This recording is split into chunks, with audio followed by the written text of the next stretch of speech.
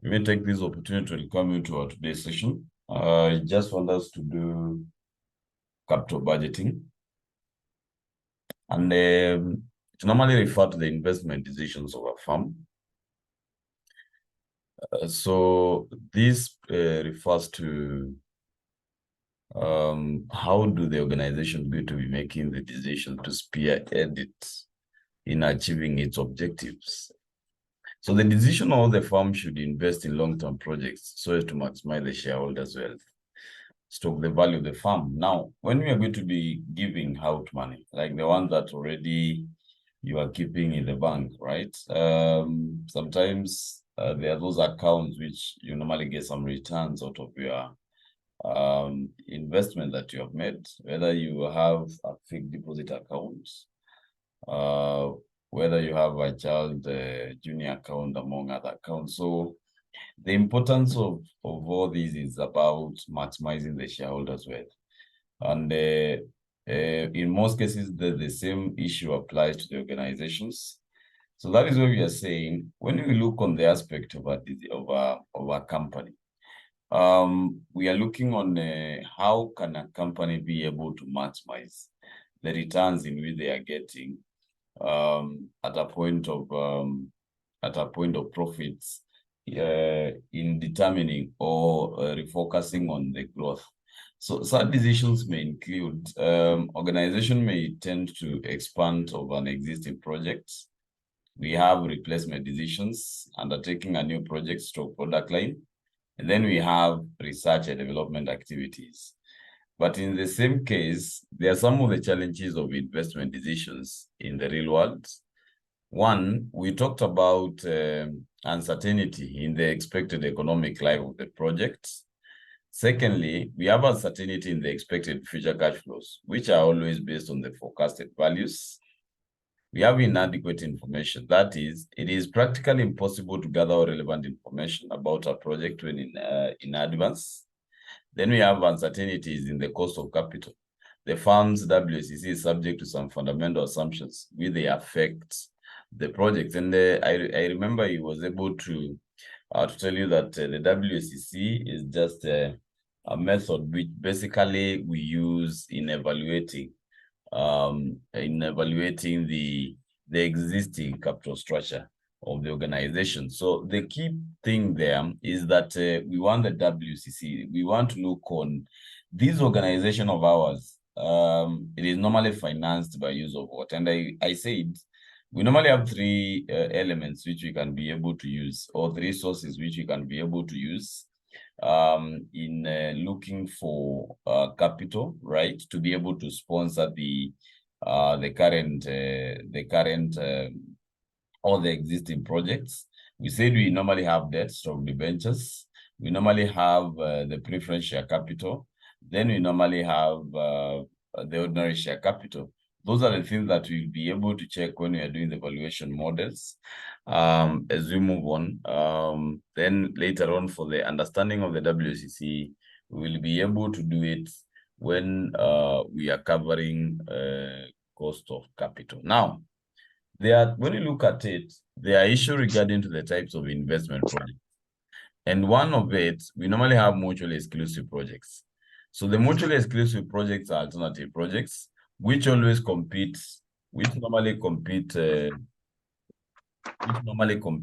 with one another and cannot be undertaken together. So the selection of one of the mutually exclusive projects automatically will be able to disqualify the others. So when we look at it, we have to be looking on the concept of another type of investment projects. We have independent ones. So in this case, we are saying that these are not related in any way. Hence, they cannot be undertaken, right? They cannot be undertaken subject to their profitability and availability of cash. So in this case, it means if the projects are not of the same, the projects are not, they are not complementary, then it means that if we have the money, we can be able to do all the projects all together. Now, we have something called complementary stock-dependent projects. And we are saying these are the projects which rely on each other for survival and they must be undertaken together. For example, the selection of one of the complementary projects automatically leads to the selection of the others. E.g., we are saying where the finished goods of one project become the raw materials for another project. That is a good concept to understand. How can you be able to take or to have the complementary projects? Because if, for example, we are going to be using an output of a given project, right? These outputs of a process, for instance, is going to be used as an input in another process. Now, what we normally discuss about the divisible and indivisible project, I say it's when you are going to be doing something called capital rationing, you are going just to be understanding very well what is a divisible and indivisible projects. And in that scenario, you have to be understanding that a divisible project and projects are projects that can be scaled down to downwards, hence implemented partially, while a divisible project cannot be scaled down, hence can only be undertaken 100% of the initial flow cost is available. Now, in this case, we are saying that when we are dealing with the two, divisible and indivisible projects, the divisible ones are the ones that you can undertake based on the matters of profitability. So how much is the profit am I gaining from investing on a certain project? So we normally rank these projects using the profitability index, determining which project is going to be giving you the highest returns. Then we are going to be investing fully all the projects which already have given us the highest returns. But when it comes to the indivisible projects, we are saying this project cannot be able to be taken part. You have to be taking it fully or you leave it. And I will be able to do those questions regarding the capital rationing as we finalize our capital budgeting. Now, from there, we have issues like importance or benefits of the capital rationing, budgeting, sorry. And we are saying investment decisions must be carefully planned and made for the following reasons. One, they involve significant amount of cash flow, hence can lead to heavy losses in case of failure. Secondly, such decisions are highly reversible or can only be reversed at a substantial loss. The other one will be the decisions will be able to affect all the departments of the company, which may influence the operations of the entire firm negatively in case of failure. It may affect the morale of all employees of the firm in case of failure due to the inputs made by each one of them in the initial implementation stages. Then it may affect the overall risk of the firm due to high cash outflow involved in its implementation in case of failure. Now, we have some characteristics of a good investment appraisal techniques. One, we are saying it must use the discounted cash flow and not accounting profits. And I said, out of the investment appraisal techniques that we are going to be tackling or we are going to be doing, there is a concept that we have to be understanding very well, that all those methods normally use the time value for money, which is a topic that we'll be able to face. But there is only one method, which is under the traditional techniques, which normally uses the discounting of the cash flows, and that is the accounting rate of return. Secondly, it should use cash flows relating to the entire life of the project when evaluating the project's viability. And in this case, we are saying that in this case, what is very important is that we are saying that it should be able to use the cash flows relating to the entire life of the project. How much is the amount we require to undertake the organization's project, the project over the entire period? So that is why we have to be setting aside some money. That money that we set aside, we anticipate that it is going to be used to undertake the project fully to the end. Now, it should rank the projects according to their true profitability. And that is why I said, when you're going to be ranking these projects and to determine which one is the best and which one is the worst, we are going to be using the profitability index. Now, it should be consistent with the shareholders' main objective of maximizing cash flows. The main objective of maximization when cash flows are used and when such cash flows are discounted. Now, in this case, you know very well that based on the investment that we are doing right now, we are doing some investment as an organization to determine, right, to be able to determine what is very important to the organization. The key aspect here is to look on what is going to be benefiting us as a shareholder. And we normally feel well when we see an organization making profit, because the most important is to get the return of that investment. Now, the other one, it should be consistent with the value additivity principle, where different projects can be combined to get the total increase in value of the firm. When you look at it, we are saying that we are going to be using additivity principle. And in this case, it means that we are going to be combining different projects to look on what is the total increase in the value of the firm. Now, the other thing that we need to be looking at, and based on all this information I have already provided for you, there is a concept that you need to understand very well here, that every project that you're going to be investing in, you require a return, there must be a risk involved. So in that regard, it means that is where we have some investment appraisal techniques that are going to be evaluating those risks and determining which projects can we be able to invest in. And in that scenario, that is where we have some investment appraisal techniques. For example, one, we have non-discounted cash flow techniques. Those are the traditional techniques. One, we normally have the accounting rate of return. And I remember I have reiterated that accounting rate of return is normally using the discounting concept, whereas the others will be able to use the time value for money. Now, we normally have the payback period, and it is a very simple concept because you are being given some projects here, right? In the payback period, we have projects which we want to invest in. These projects which we want to invest in, we say, how long am I going to be investing in this project to get some returns? That is a concept of a payback period. How long am I going to be working on these projects, or how much do these projects give, and what is the duration before I get the initial outlay? Now, when we look on the discounted cash flow techniques, and this one we are calling them modern techniques, we have to be understanding that the net present value is the mostly used and tested method here.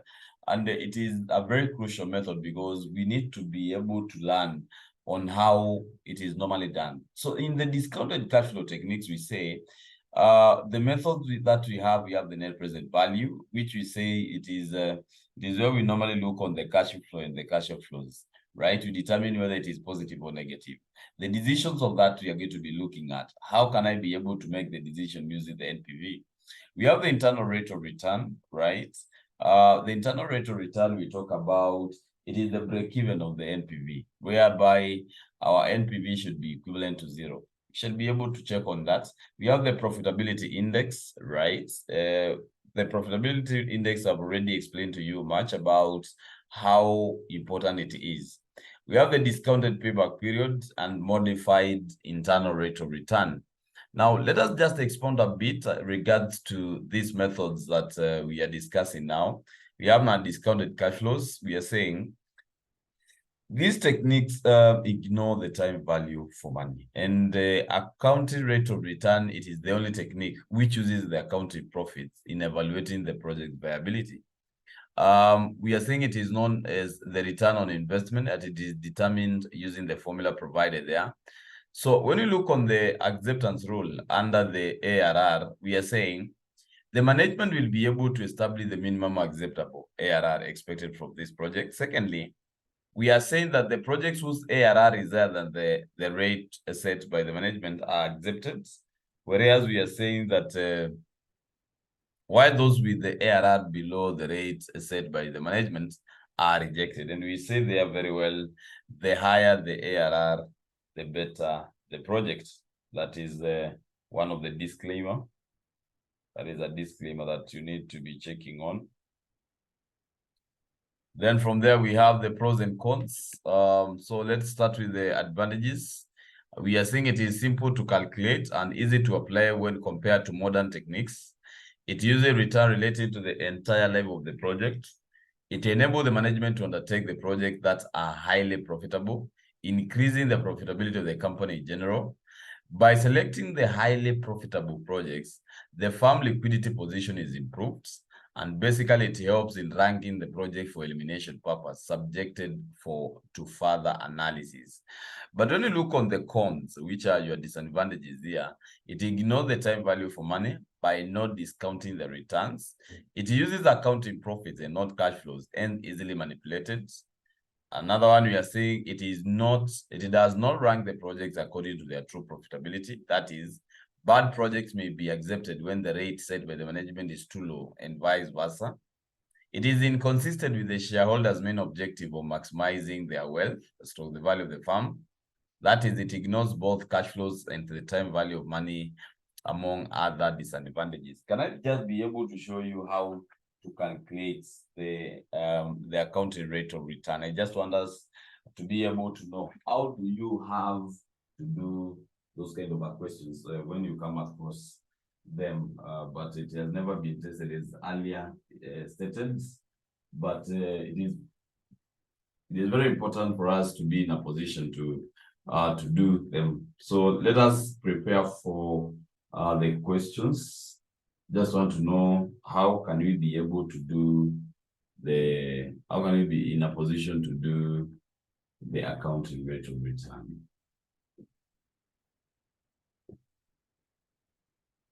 The accounting rate of return. How do you normally do it? So let us see.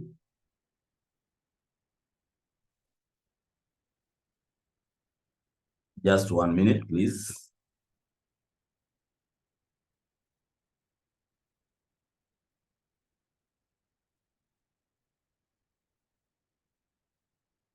So I just want us to have an illustration here.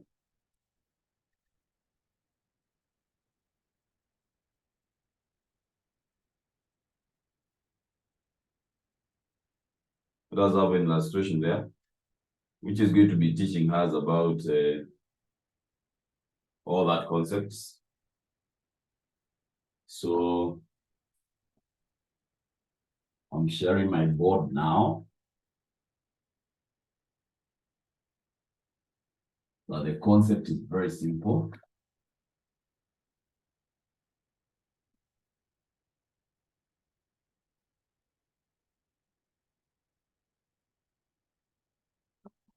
Okay, so let us do it.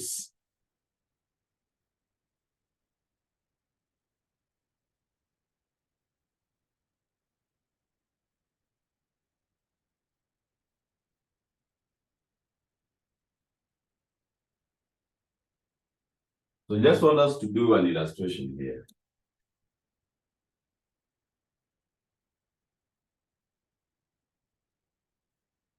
Let's work on illustration and we say, just say this. A company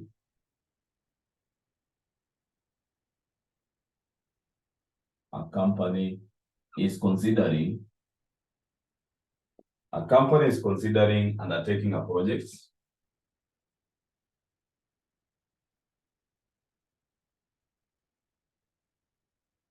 A company is considering undertaking a project with an initial outlay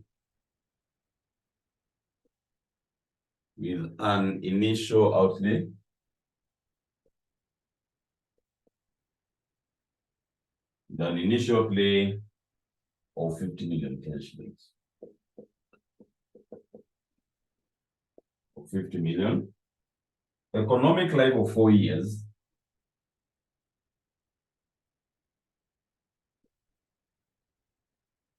Economic life of 4 years and a scrap value.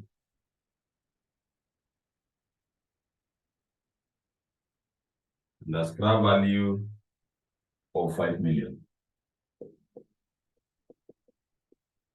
The scrap value of 5 million. Depreciation is on a straight line basis.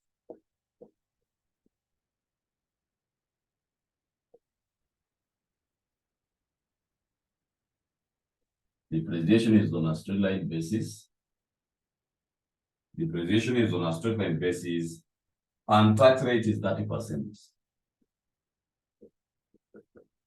And tax rate is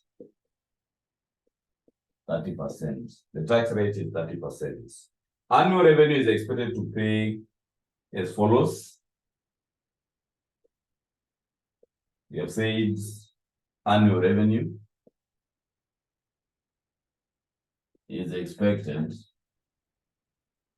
Annual revenue is expected to pay as follows.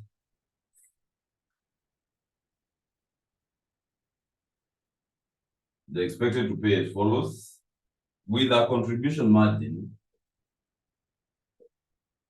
With a contribution margin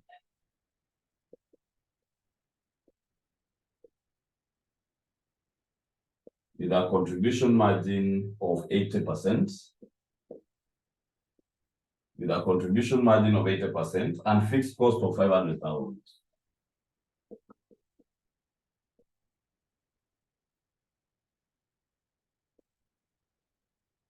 Right? So 500,000 per annum.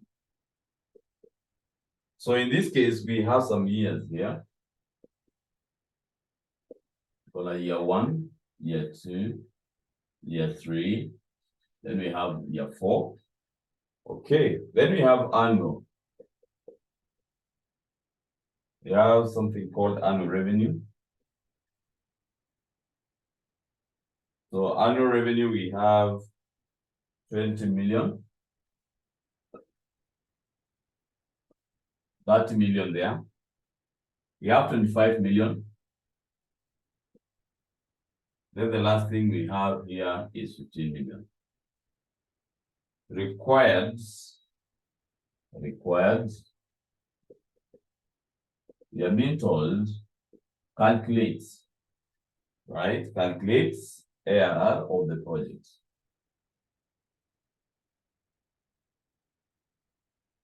Calculate ARR of the project. Calculate ARR of the project. Now, in this case here, under the solution aspect, we say, to get my ARR, we normally take the average income.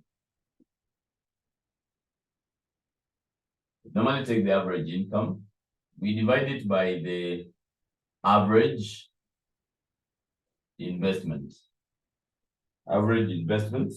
Then we multiply it by 100%. Sometimes the examiner here might be giving you the profit after tax. So from there, let us now first look on the average income. It means we need to be getting the income and then we divide by 4. That is the only way we can be able to get the average income. So in this case, we have year 1, we are doing for year 2, year 3, then we have year 4. All of these we reduce into thousands of shillings.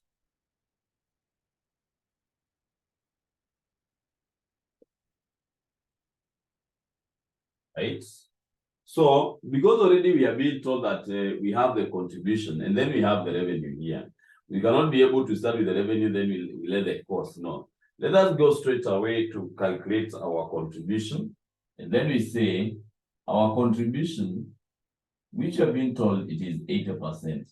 80% of 2,000, right? That translates to 16,000. 80% of 30,000, is it 30,000? Yes. You're supposed to be getting 24,000. 80 of 25, you're supposed to be getting something closer to 20,000. Then the last one will be 12,000. Correct. Now, from there, we need to less our fixed costs.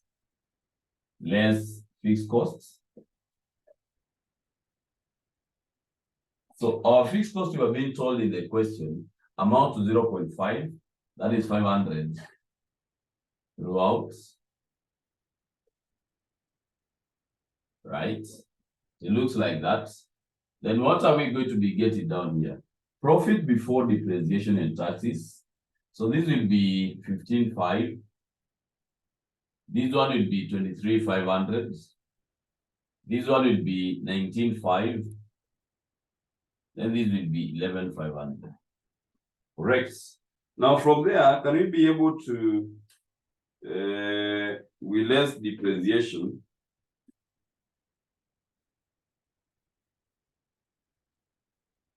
So how do we normally get our depreciation? To get our depreciation, we normally take cost minus scrap you divide by the number of years. Right? We normally take the costs minus the scrap. We do all that. So in that case there, we are saying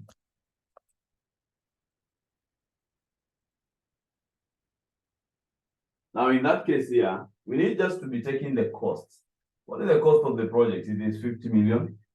In our case, it's 50,000. Minus, I can see our depreciation here be given 5,000. We divide by how many years of the project. The economic life we are being told is 4 years.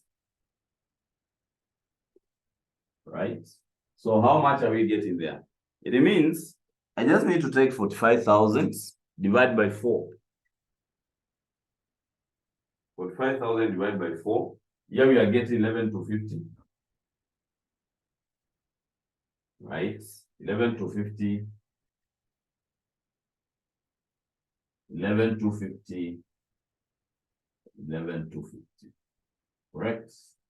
Then from there, we are going just to be getting profit before taxes.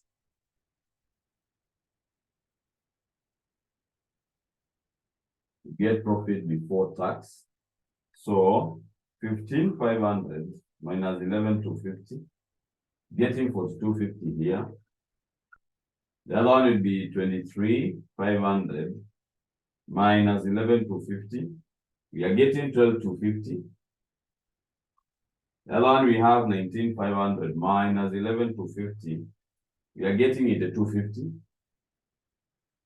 Then the last one we have 11,500 minus 11,250. We are getting 250. Correct. Then from there, you can be able to less your taxes at the rate of 30%. So 250 times 0.3, we get 75 here. Right. 250 times 0.3, getting 2475. 12,250 times 0.3, we are getting that 675. Then 4250 times 0.3, we are getting 1275. What are we getting here? Profit after tax.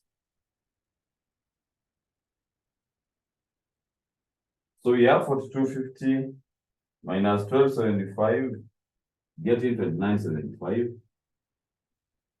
12,250 minus that 675, I'm getting 8575. 8250 minus 2475, we are getting 5775. Then 250 minus 75, getting 175. So what is our average income now? So we say, to get my average income, I'm going to be taking 2975 plus 8575 plus what? 5775 plus 75. Divide them by 4. We divide them by 4. We divide them by 4. Right? So in that case,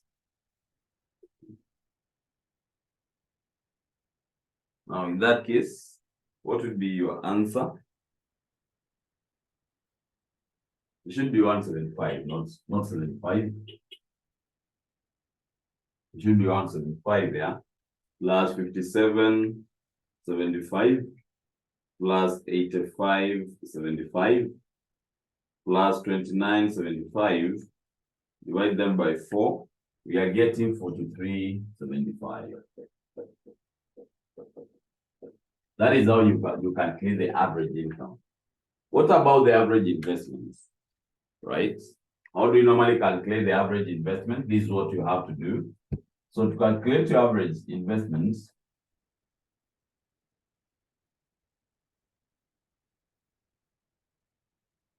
to calculate your average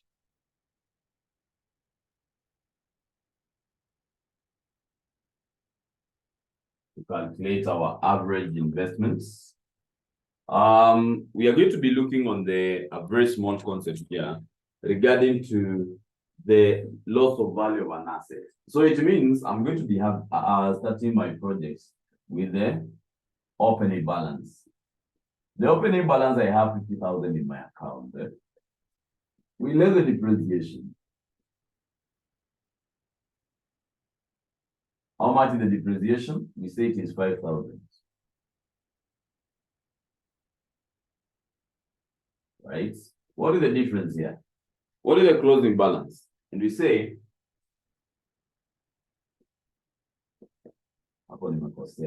this one should be 11,250. That is what we got as depreciation.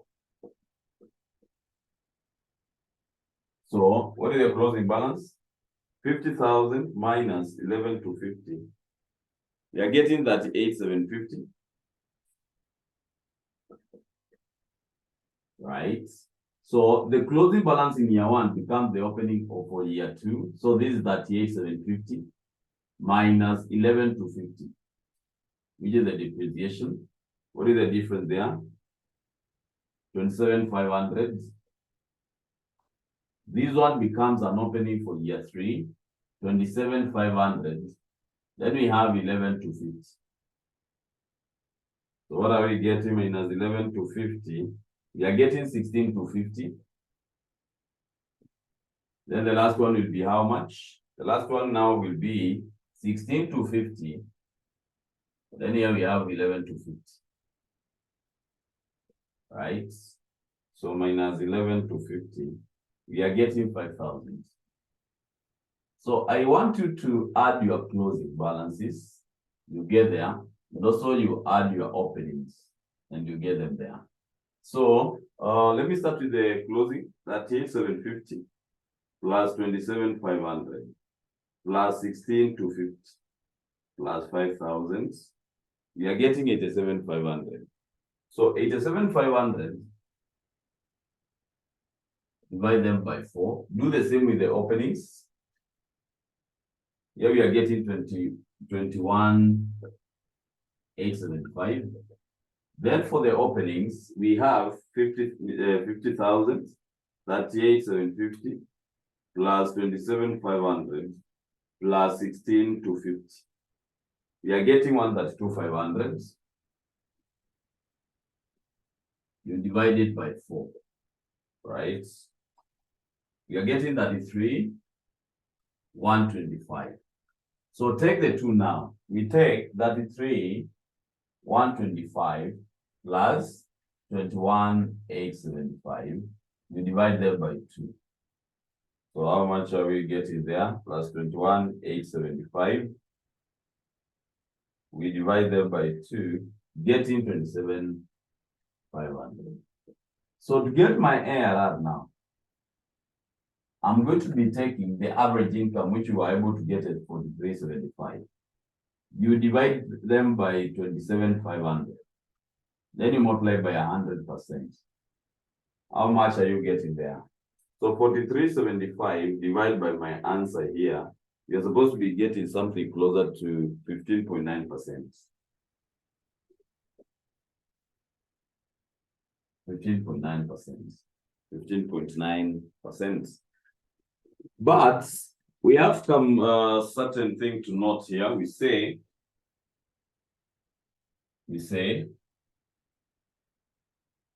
when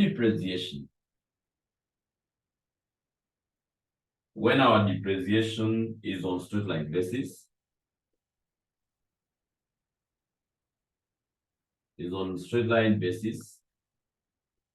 when depreciation is on a straight line basis, average investments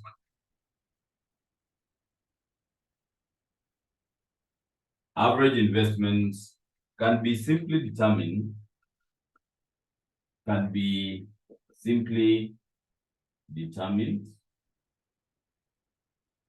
by use of the formula. Right? So we can be able to determine by using this formula. So we say to get the average investments,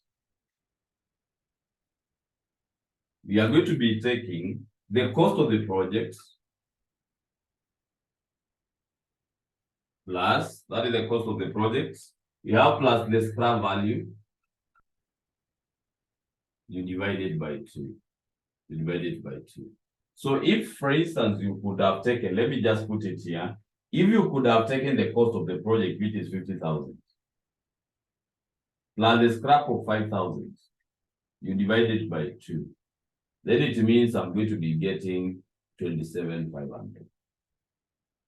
I'm going to be getting 27,500. That is how, if, for example, we are using the depreciation is on the straight line, that is where we are taking all this, because the depreciation might be on a reducing balance basis.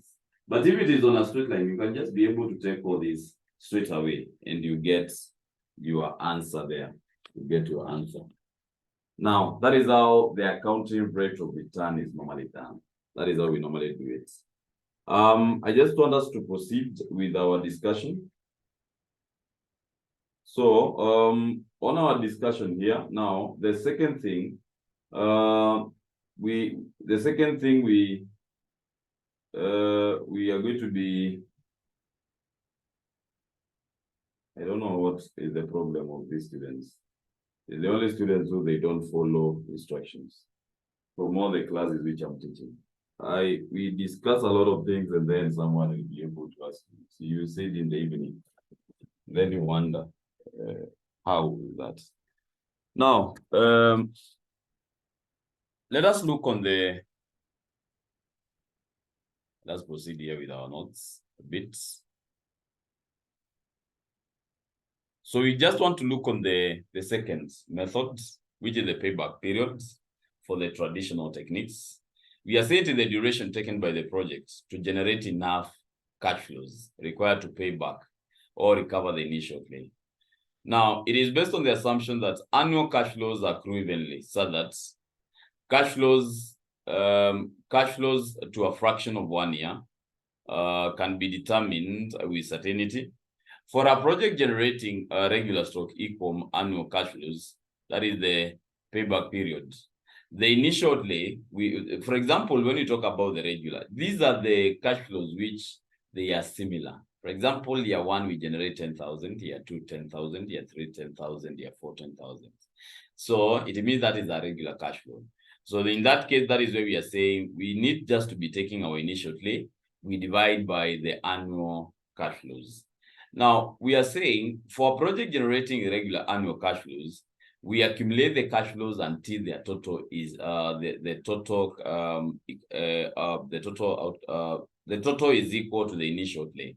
What are we accumulating? We're normally accumulating our annual cash flows until they meet or we can be able to attain to our initial outlay. That is the concept there.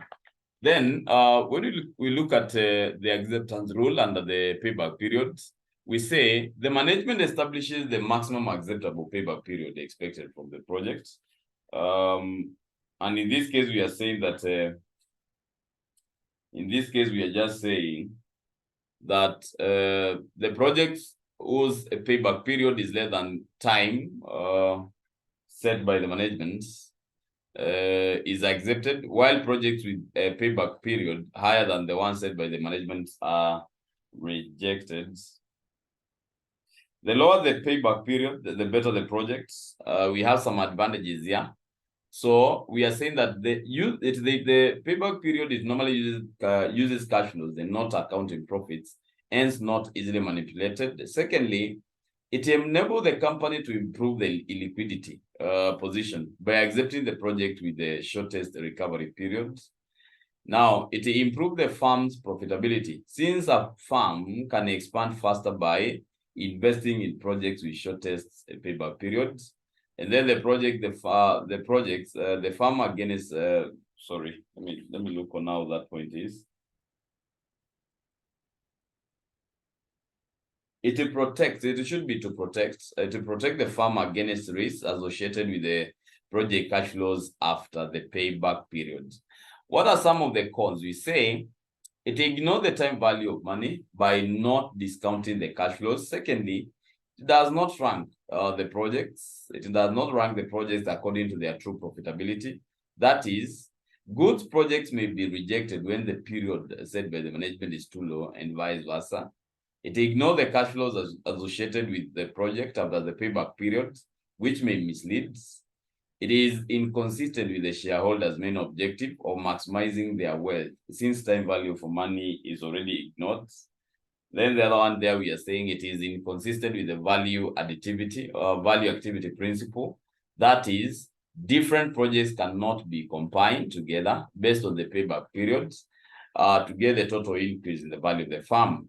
Now here we are saying that it assumes that the cash flows accrue evenly throughout the year, which is incorrect. So let us look on the illustration there. I just want to do one. We shall be able to repeat them once we finish analyzing the techniques. So there is a question tested on May 2016 there. May 2016, question number 1B. May 2016, question 1B. So let me see here. Okay, 2016 May 2016 here. Okay, so here we are looking for what? Financial management.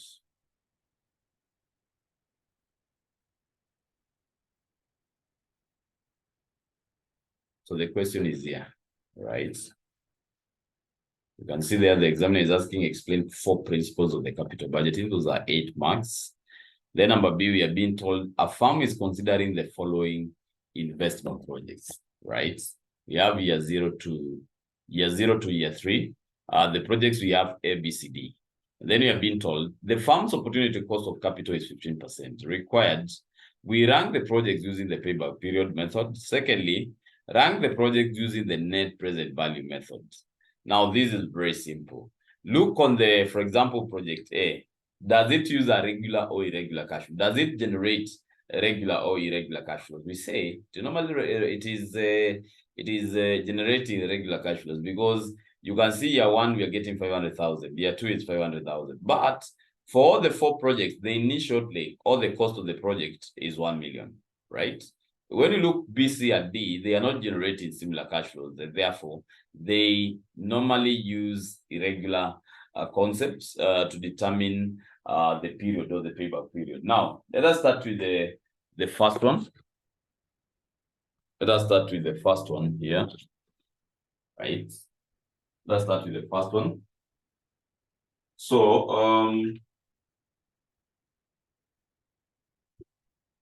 okay. So let us do it very fast. Just get ready.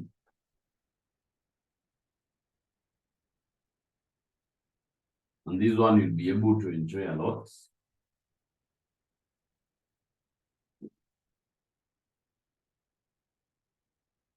So to get our payback period using these concepts, payback period in this question, this is what you're supposed to be doing. Remember, you are doing a question for May 2016. Question number 1B, right? So we want to do the payback period. And you remember very well we have said, if you are using a regular, for example, in project A, right? We have said it is a regular, right? It is a question where they generate similar cash flows. So in this case, it means when I'm going to be taking the payback period, when I'm going to be looking for payback period, it means I'm going to be using the initial outlay.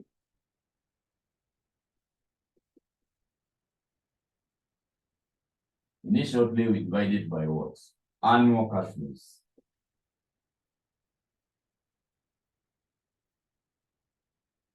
What we are supposed to be getting here is the number of years, right? Now, in this case, for example, when you look on the initial outlay of project A, it is 1 million. How much does this project generate each year? It is generating 500,000, right? It means it requires us to spend, we are going to be getting the initial outlay within a period of 2 years. Within 2 years, we'll be able to accumulate and get the initial outlay. Now we have project B, for instance. These are irregular. They are irregular cash flows. And what does irregular cash flows mean? It means when you're going to be calculating the when you're going to be calculating the payback period, it means we have to accumulate our cash flows until we can be able to hit our initial pay. How does this mean? It means if you take the number of years here, take your cash flows, right? Then you accumulate cash flows. It's as simple as that. So you look on year one, how much were we able to generate? When you look on it, or when you look on the question here, year one, we generated nothing. Correct. So year one, we generated nothing. Year two, you can see we were able to generate 650,000. So if you take 650,000 plus 0, you get 650. Then we have year three here. Under year three, you can see how much are we generating? 850. But how much do we require to meet or to equate to our initial pay? How much do we require? You see, the only cash flow that we require for year three is not 850, right? But 350, so that you can be able to achieve your initial pay here, right? So we only require an initial outlay of 350, correct? But in the whole year, you are generating 850,000. So in this case, you say, year three to me, what is happening? You take the cash flow that you have accumulated to achieve your initial outlay, which is 350, right? You divide it by the total cash flow generated in that year, which is 850,000. How much it is? How much it is? So in this case, it means you take, because we just want to get the period that we can be able to generate 350. So 350 divided by 850, we get 0.41, right? So to get your payback period now, you know very well, you are using here 2 years fully. You can see you are using 2 years plus part of year three, 0.41 years. So how much it is? 2.41 years. Let us go to year three, project C, sorry. Project C, we do the same. We take the number of years, cash flows. Then we have to calculate our cash flows. Just follow it closely for understanding. So year one now, we are able to generate 300,000. If you accumulate here, we get 300,000. Let's go to year two. Under year two now, we are generating 500,000. If you accumulate between the two, you are getting 800,000. This plus this one is 800. Then year three, because our initial pay is 1 million. So how much cash flow do we require from 800,000 to achieve 1 million? It means we only require 200,000. If you accumulate 800 plus 2, we get 1 million. But remember year three, the cash flow that you are generating there is 1 million. So for year three now, let me just do direct. So for your payback period, it means you'll be able to use 2 years plus part of it. So to determine that period, you take 200,000, you divide by 1 million. So this one will be equal to what? 2.2 years. 2.2 years. Now let us do for project D. And for project D, we are saying what we have. We take years, right? We take cash flows. Then we accumulate these cash flows. We accumulate these cash flows. Now for year one, we have generated 800,000. So it means the cumulative will be 800,000. Let us go to year two now. How much do we require to achieve the initial outlay of 1 million? It means we just need a cash flow of 200,000. Correct? So it means when I'm calculating the payback period for this project D, I'm going to be taking year one. We are using year one fully plus the parts. What is the period? You take the cash flow, which you require to hit your initial play. You divide by the total cash flow generated in that period, which is 400,000. This translates to 1.5 years. translates to 1.5 years. That is how we normally do these questions for payback periods. And if you want, for instance, to determine which is the best project here, if the examiner told you to rank these projects, right? Remember, the project whose duration is less is best to the investment. Sorry for that.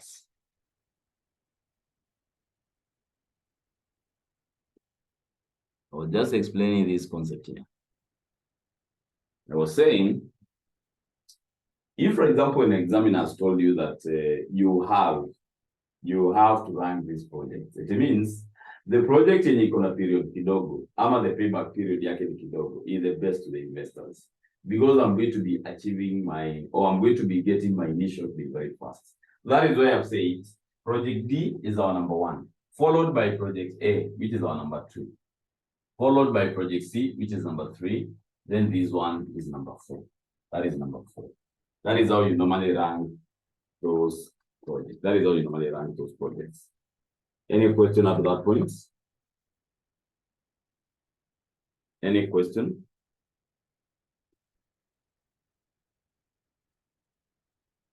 Any question to that point?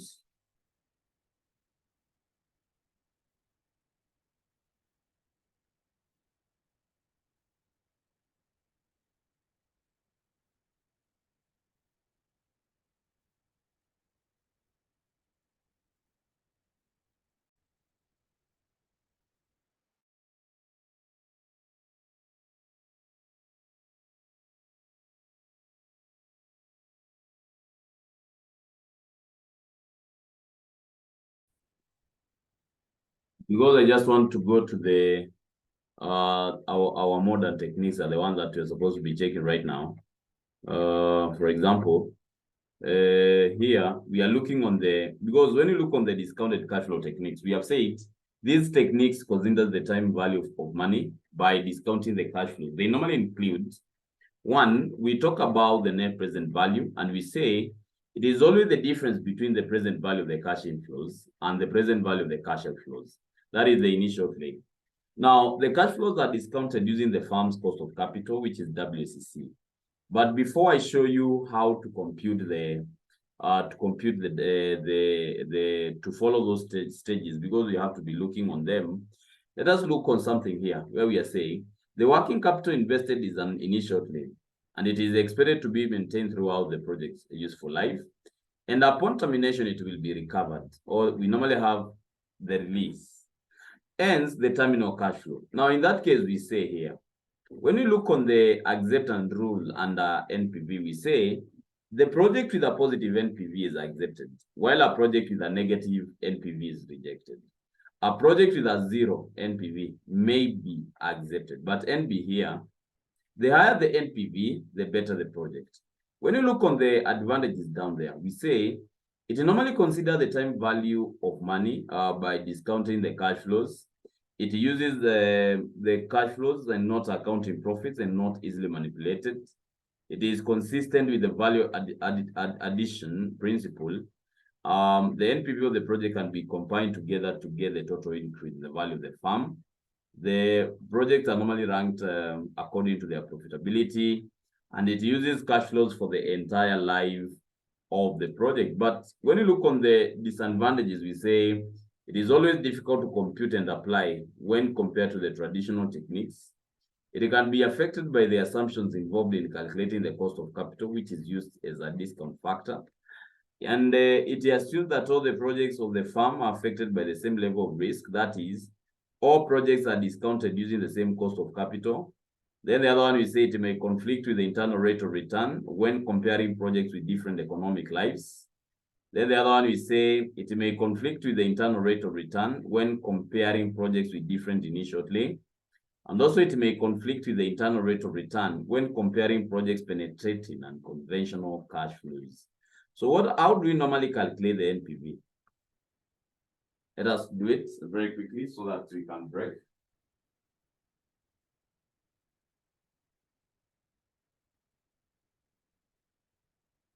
how do you normally calculate the NPV? The NPV is normally calculated using the 3 steps, right? Using the 3 steps. So in this case, the first steps here, or the first step, because we are looking on the first step, we normally look for the initial day. Initial day there. We are looking for the initial day.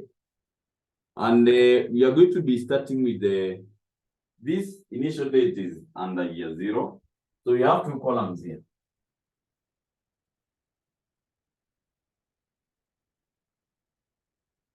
Right?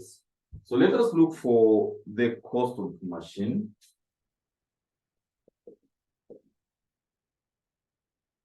Stock projects. Right? What is the cost of machine stock projects? It means you put that value here. Then we normally add incidental costs.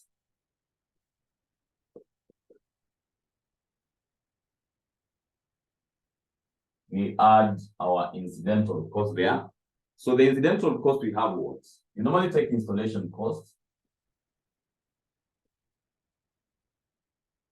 We have the installation costs amounting to, you put those figures here.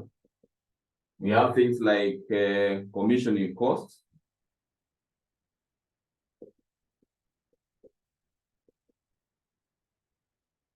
Commissioning costs, we have it here. Then the last one, we have testing costs. The testing cost, we have that value here. So you add your incidental cost, you put them here.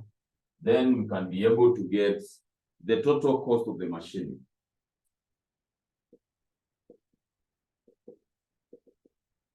So what is the total cost of the machine? We add the 2 and then get your answer there. From there, we can be able to let the disposal value of the machine. If we are replacing, disposal value of machine. So how are we going to be computing it? We say, to get the disposal value, so we normally take the disposal value of the machine, right? You ask yourself, how much is the disposal value of the machine? We less it here. Then we normally look on the tax gain, the stroke loss of on disposal, tax on gain.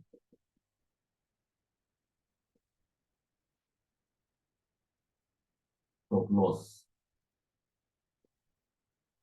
on disposal.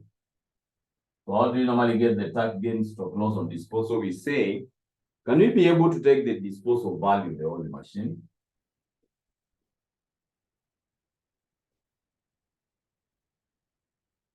The disposal value of the old machine, right? You take it there.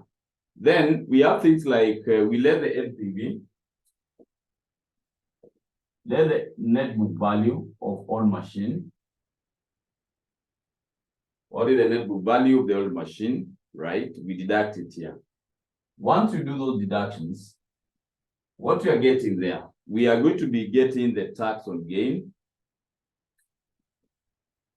Tax on gain, stock loss on disposal, right? Which you normally get it here, right? You get it here. If it is a gain, we add. If it is a loss, we deduct. Then this one we multiply by the tax rate.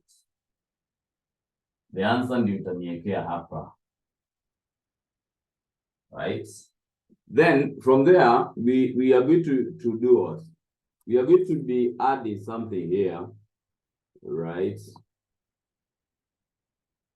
So the answer that we are going to be getting down here is normally called the net cost of the machine. What is the net cost of the machine? We put it there. Then we add investments in working capital. You know very well, to get your working capital, you need to take the investment in the working capital, we normally take the current assets minus current liabilities. So what you're going to be getting down here, it is normally called the initial outlay.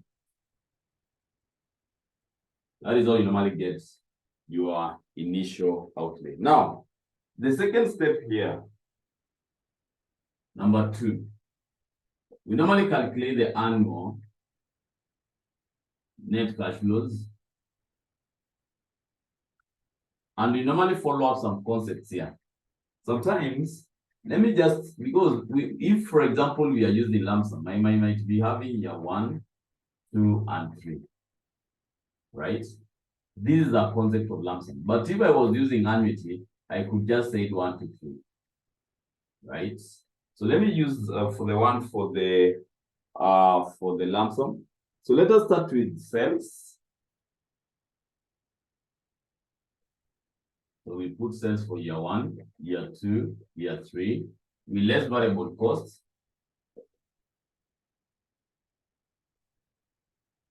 Less our variable cost here. Okay. What are we getting down here? We're going to be getting our contribution.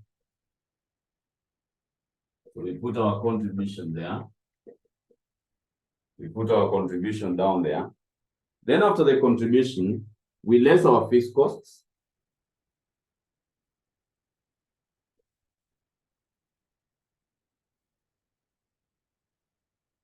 Less our fixed cost here. What are we getting? Profit before depreciation and taxes.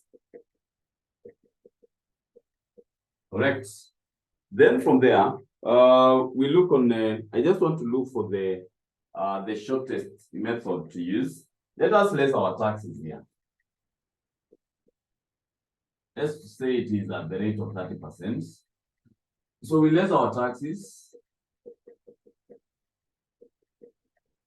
We less your taxes there.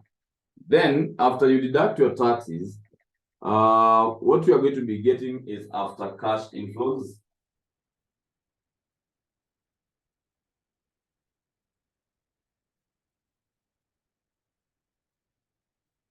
After tax inflows is what you're going to be getting here. From there, we add something called depreciation tax sheet, right? That is just by taking the depreciation times tax rates. So here we are going to be adding depreciation tax shield, right? Here we normally do it by taking cost minus CLAP. You divide it by the number of years, right? Then all of these you multiply by tax rates. So once you get it, you put it here, also here, and also there. What you're getting at the end of the day, it is what I'm calling the annual net cash flows.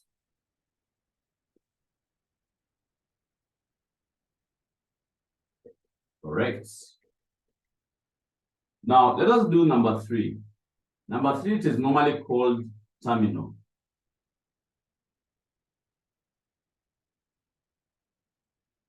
Terminal cash flows. And the terminal cash flows always happen at the end of the year. So what do you normally take here? Let us take the scrap value of the new machine. Right? We less scrap value of old machine. You put it there. Then we add what? Investments in working capital. Investment in the working capital. Right? So what are we getting there? What I'm going to be getting now is terminal cash flow. The terminal cash flow. That is the process. That is the process that we normally use to compute. That is how we normally compute the NPV. Then from there, once we get all these cash flows, Then we are going to be discounting them to get the present values. After the discounting now, we less our initial play to determine the NPV, right? That is the process followed. That is the process we normally follow. So in that case, I just want us to stop at that point. Let us take our revision breakingly. We just go through what we have read in the morning, because in the evening we are going to be taking from where we have left. So we have to be taking on all these aspects in the evening. We look on how can I be able to sort out the questions of the NPV. You know very well that the NPV is always available in all the questions in that class paper. So you cannot be able to write it off. You cannot be able to write it off in any case. So let us talk about that points and meet in the evening, unless there is a question.